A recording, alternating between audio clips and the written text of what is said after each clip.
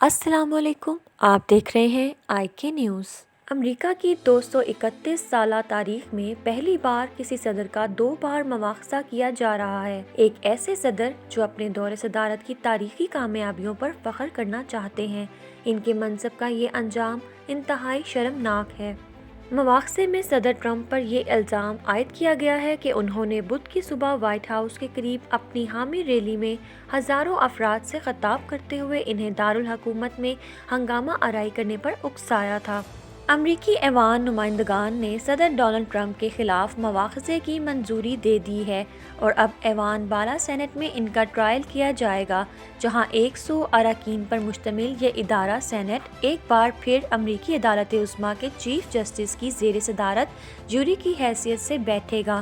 اس مقدمے کی سماعت جو بائیڈن کی حلف برداری کے بعد شروع ہوگی اور اس پر بہت زیادہ شکوک و شبہات ظاہر کیے جا رہے ہیں۔ تاہم ایوان کی کارروائی کے سیاسی مضمرات کا اندازہ لگایا جا سکتا ہے۔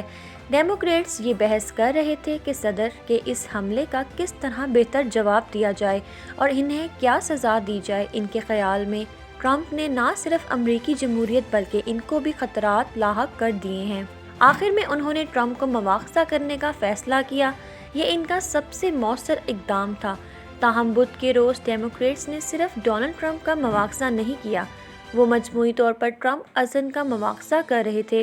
مواخذے کے آرٹیکل میں خاص طور پر ان مہینوں کا حوالہ دیا گیا تھا جب ٹرمپ نے نومبر کے عام انتخاب کے نتائج کو نہ ماننے اور جمہوری عمل کو نقصان پہنچانے میں صرف کیے تھے، اور ایوان نمائندگان میں مباحثے کے دوران انہوں نے دور صدارت کے دوران ٹرمپ کے طرز عمل پر تنقید کی اور کانگریس میں ان ریپبلکنز پر بھی تنقید کی جو ٹرمپ کی حمایت کرتے تھے۔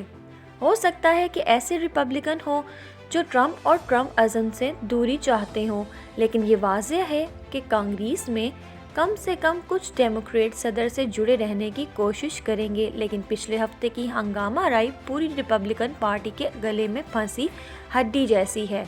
پچھلے چند مہینوں میں تاریخ کے ایک متبادل رخ کے بارے میں ذرا ایک لمحے کے لیے سوچیے۔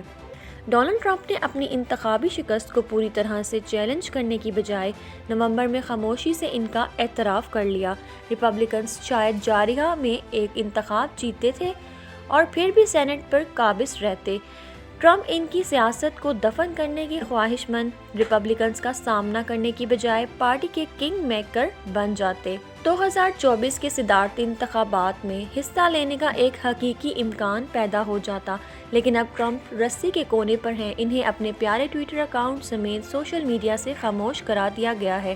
اگرچہ انہیں سینٹ کی جانب سے کسی عہدے کے لیے انتخاب لڑنے سے منع نہیں کیا گیا، لیکن ریپبلکن پارٹی کے اندر ان کا اقتدار اور اثر و رسوخ ختم ہو چکا ہے۔ بدھ کے روز ایوان نمائندگان میں عوامی رائے شماری کے ساتھ ساتھ کئی افراد کا کہنا تھا کہ صدر کو ابھی بھی ان کی پارٹی کے اندر حمایت حاصل ہے، لیکن پچھلے ہفتوں میں ان کے مخالفین کی حوصلہ افزائی ہوئی ہوگی جو گرے ہوئے صدر کو ایک آخری مکہ مارنا چاہتے ہیں۔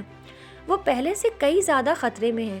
5 سالوں سے ٹرمپ اپنے ناقدین اور پیش گوئی کرنے والے ماہرین کو غلط ثابت کرنے میں لگے تھے۔ وہ ایسے سکینڈلز اور تنازعات سے بچ نکلے جو عموماً کسی دوسرے سیاستدان کو دفن کر دیتے، لیکن اس بار کچھ مختلف ہو سکتا ہے۔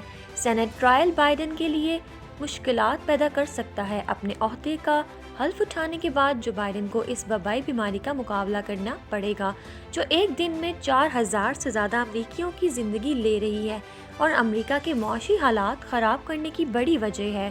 ریپبلکنز نے بدھ کے روز خبردار کیا تھا کہ اس وقت جب امریکہ کو آگے بڑھنے کی ضرورت ہے، مواخذہ امریکیوں میں مزید تفریق اور اشتعال کا باعث بنے گا۔ ان کا کہنا تھا کہ بائیڈن نے قوم کو متحد کرنے کے جو وعدے کیے ہیں، مواخذہ انہیں مشکل بنا دے گا۔